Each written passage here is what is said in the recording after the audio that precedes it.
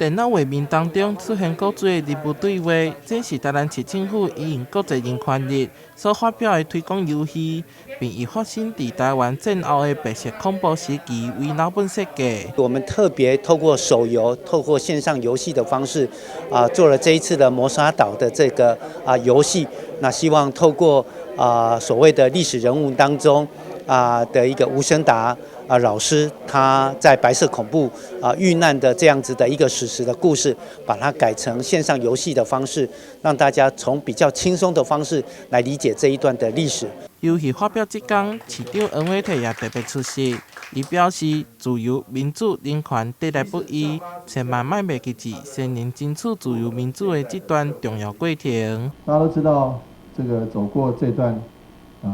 历史的路我们真的很不希望说这段路就过去就随着老成凋零，或者随着物换星移、社会变迁，就埋没在历史堆中了解过去，或者是追忆过去能够让这个议题，让我们下一代能够知道。游戏故事主角叫做小福，是历史人物吴声达的化身。游戏整体以像素风格呈现，玩家会当在岛上自由的移动、手机线索。那其实这个岛呢，影射的就是我们台湾战后228那段